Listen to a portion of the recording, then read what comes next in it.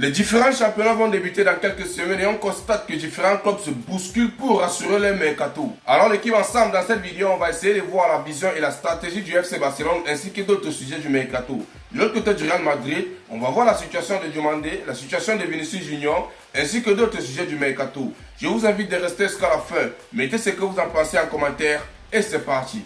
Salut, salut l'équipe, j'espère que vous allez bien. Moi c'est un petit joli, si on parle 100% football, tout c'est de l'actualité. Si vous êtes nouveau à la page, n'hésitez pas à vous abonner et partager au maximum car c'est ça qui fait le référencement. Comme je tiens toujours à dire, c'est gratuit. Tu likes, tu partages et tu t'abonnes. Je suis sûr qu'il y a quelqu'un dans l'entourage qui peut aimer ce que je fais. Donc du coup, n'hésite pas à le partager et abonne-toi. Comme d'hab l'équipe, j'ai pas besoin de changer. Vous voyez très bien le décor. On va commencer avec le FC Barcelone qui est pour moi le club de cœur. Alors on tient très bien à préciser. Deco envisage sans doute d'autres cibles alternatives.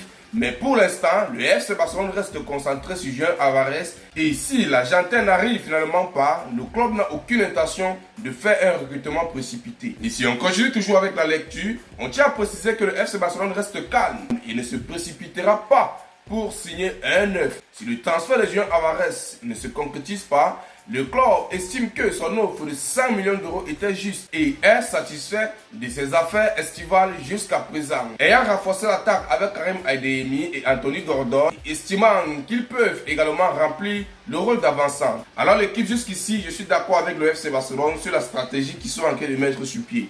Il est très bien vrai, on a besoin d'un neuf, mais si on se précipite d'aller prendre n'importe quel neuf, ça peut nous clouer. Sans doute pas oublier qu'on a les nouvelles pépites là qui peuvent nous aider. On a eu à parler sur Karim Adeyemi, Anthony Gordon. Sans doute pas oublier notre petit Égyptien qui est également là. Les gars peuvent rassurer, mais on ne peut pas mettre toute la charge sur eux. On doit aussi s'arranger à ramener un neuf qui est expérimenté. Un neuf qui a de l'expérience, comme tu as précisé, qui peut aider le club d'aller de bout en bout. Alors qu'on reste patient, ce qui est sûr, quand Julián Álvarez va terminer ses vacances et qu'il revienne, il va mieux réfléchir et pousser l'Atlético de Madrid à préparer son départ et arriver au sein du FC Barcelone. Alors restons calmes, c'est une suite favorable, ne vous inquiétez pas, je viendrai si on va papoter ensemble. On tient toujours à préciser que le Barça veut s'inspirer du modèle du Real Madrid. Selon les médias, le club catalan souhaite désormais conserver 50% des droits de ses jeunes formés à la Masia lors de les ventes à l'image des merengues. Cette nouvelle stratégie permettra au Barça de récupérer une partie des futurs transferts et de faciliter un éventuel retour de ses pépites. Je suis totalement d'accord. Vous savez très bien dans la vie, quand il faut copier le bon exemple, il faut copier. Hein. C'est ce que le Real Madrid a eu à faire sur Gonzalo Garcia qui est parti signer au sein de Fulham. Donc, moi je suis d'accord avec ça. Et donc les gars qui vont se permettre de venir dire ici que vous vous inspirez du Real Madrid, tout ça. Hey, tant que c'est bon et que c'est n'importe qui, on copie. On copie. Alors je suis totalement d'accord l'équipe. Alors si on bascule directement sur le mercato, on tient à préciser que le FC Barcelone envisage un transfert pour Azzedine Ounahi qui possède une clause libératoire de 25 millions d'euros.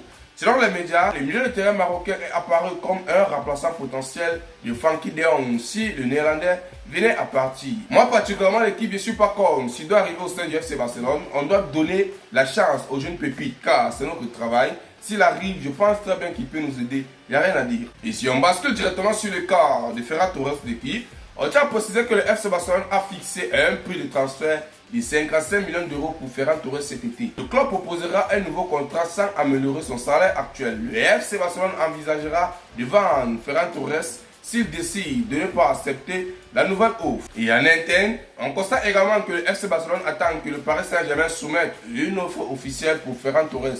Lui, Henrique veut Ferran Torres comme partie intégrante de son dispositif offensif avec Dembélé et Kvaratskhelia.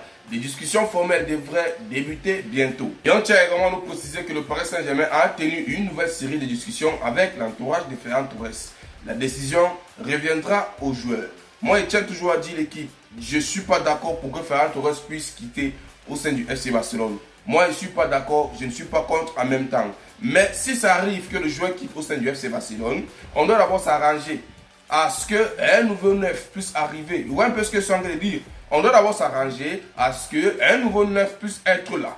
On a débuté la saison avec Ferran Torres tant qu'un neuf n'est pas là. Mais si un neuf est appelé à arriver, ou bien si Julián Álvarez arrive, là il n'y a pas de problème. Ferran Torres peut partir sans problème. Si on continue toujours avec le mercato de l'équipe, vous connaissez très bien que le FC Barcelone est extrêmement lancé. On tient à préciser que l'Athletic Club a fixé un prix de 80 millions d'euros sur Aymeric Laporte et n'a aucune intention de négocier en dessus de ce montant. Selon les médias, le FC Barcelone fait partie des clubs intéressés. Le directeur sportif d'Eco ayant même voyagé pour observer Laporte en personne lors de la Coupe du Monde.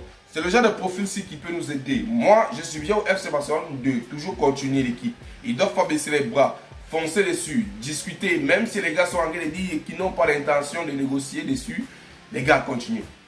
Continuez, c'est du business. Ce qui est sûr, ils vont voir ce qu'ils peuvent faire là-bas. Et comme ça ne manquait pas l'équipe, on tient également à préciser que le Barça pourrait faire une offre pour Rodri. Le club suit de près sa situation.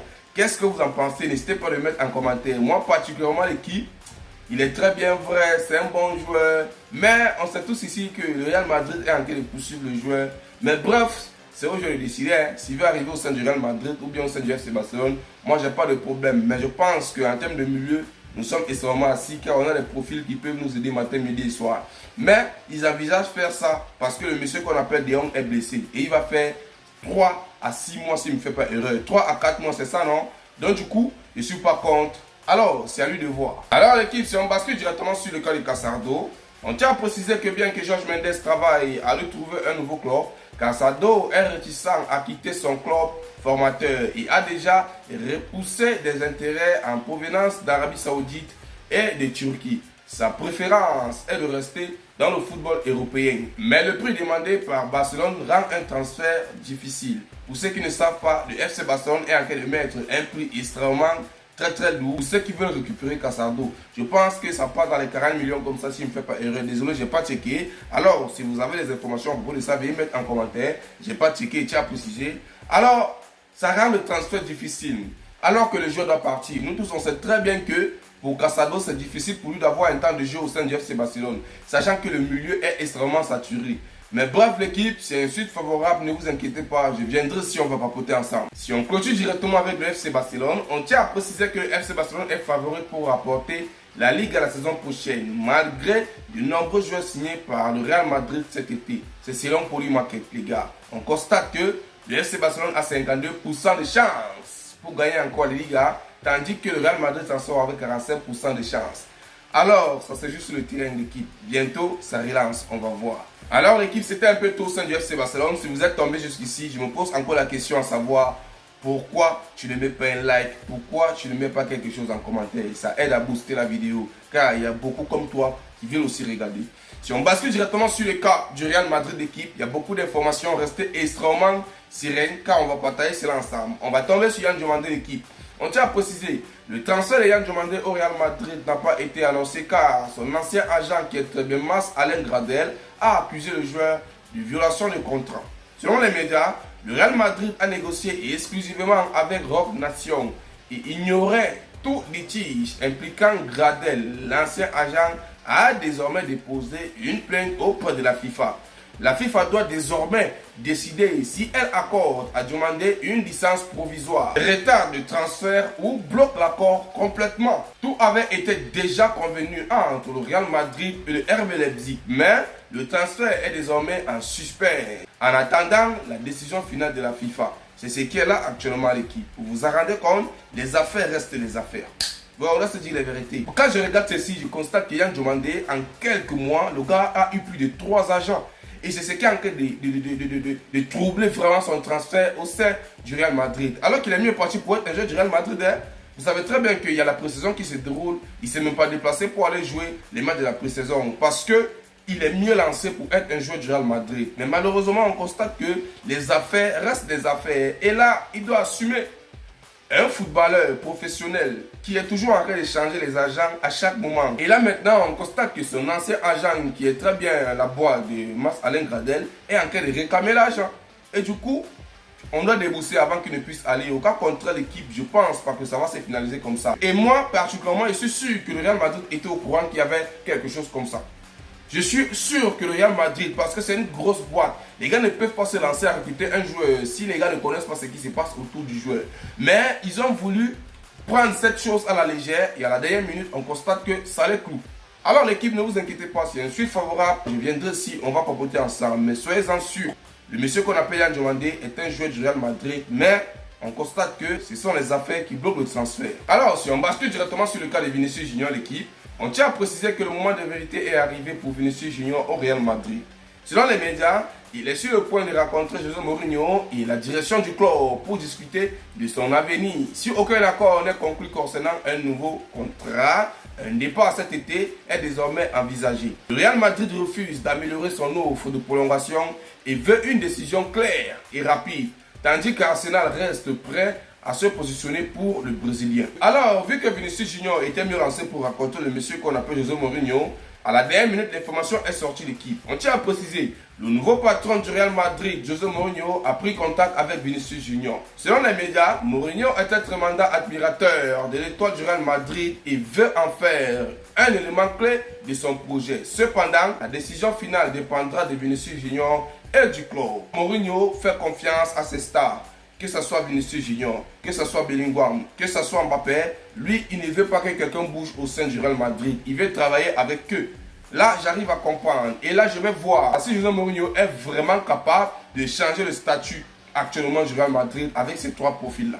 C'est ce qu'on attend tous. Et moi, particulièrement, je ne voulais pas que Vinicius puisse quitter au sein du Real Madrid. Parce que s'il quittait, vraiment, ça devait être bizarre. Je ne suis pas en train d'affirmer qu'il est là et je n'infirme pas. Alors, on verra à la suite, l'équipe. Ne vous inquiétez pas, restons calmes. Si Vinicius Junior est mieux lancé pour être encore un joueur du Real Madrid, ne vous inquiétez pas, comme j'ai eu à dire, je viendrai ici, on va relayer ensemble. Mais je sais que c'est mieux lancé pour qu'il soit encore un joueur du Real Madrid. Il est arrivé, hein. Je pense bien c'est aujourd'hui qu'il est arrivé au Real Madrid, les gars. Il est de retour. Il est de retour. Il va aller faire sa visite médicale. Il va reprendre les entraînements, il va discuter avec la direction et José Mourinho. Si y a une suite favorable, ne vous inquiétez pas, je viendrai si on va papoter ensemble. Si on bascule directement sur le cas de Aurélien Tchouaméni, l'équipe, ça sent pas bon du tout. Faudrait que je vous avise. On tient à préciser, José Mourinho voudrait apparemment qu'Aurélien Tchouaméni quitte le Real Madrid. Selon les médias, le rapport affirme que Mourinho estime que Rodri et Tchouaméni sont trop similaires dans leur profil et ne peuvent pas jouer ensemble dans son système. Alors José Mourinho voit que c'est mieux de mettre Tchouaméni à l'écart parce que les gars sont en train de se battre pour que Rodri puisse arriver au sein du club. Et là maintenant, je ne peux pas les en vouloir. Vous voyez un peu, avec tout ce que Tchouaméni a eu à faire, sans toutefois oublier que Tchouaméni, en termes de Real Madrid, le gars il était bon. Hein. Il a fait une saison extraordinaire. C'est à la dernière minute que le gars il est venu tout gâcher. Hein. Regardez au mondial ce qu'il a pondu. Et alors là, ça ne met pas en confiance les coachs. Aucun club ou bien aucun coach ne peut s'avantager de travailler avec ce genre de profil. Sans toutefois oublier qu'il a fait quelque chose de bon en termes de saison dernière. Mais là, on constate qu'il a tout gâché à la dernière minute. Mais bref, restons calmes car la décision n'a pas encore été prise. Si il y a une suite favorable, ne vous inquiétez pas. Il viendra si on va papoter ensemble. Alors, pour clôturer directement avec le Real Madrid d'équipe, pour que la vidéo ne soit pas longue, on tient à préciser, Man City refuse de céder sur leur estimation de 75 millions d'euros pour Rodri. Alors, le Real Madrid étant réticent à répondre au prix demandé. Si tu préférerais garder le lauréat du Ballon d'Or jusqu'à l'expiration de son contrat plutôt que de le vendre en dessous de leur estimation, mettant le transfert en péril, alors on constate qu'à la dernière minute, City est en train de réfléchir autrement. Ouais, City est en train de réfléchir autrement. Il constate que ce monsieur peut les aider. S'il arrive au sein du Real Madrid, il serait en pétard là-bas. Et là, c'est pas bien du tout parce que le joueur décide de quitter City. Il dit qu'il veut aller ailleurs pour continuer, mais City veut bloquer. C'est un peu ce qui se passe avec Julián Álvarez là, les gars. Vous voyez un peu. Alors, on constate que le mercato est vraiment serré. Chaque club est en train de regarder son intérêt. Là, maintenant, c'est pas un moment de blaguer l'équipe. Vous voyez un peu ce que je suis en train de dire. Alors, c'était un peu tout à propos des informations, que ce soit pour le Real Madrid ou bien pour le FC Barcelone. J'espère que vous avez aimé l'équipe. Comme je tiens toujours à préciser, n'hésitez pas à mettre quelque chose en commentaire car c'est gratuit. Et on se dit à plus pour une nouvelle vidéo. Prenez soin de vous.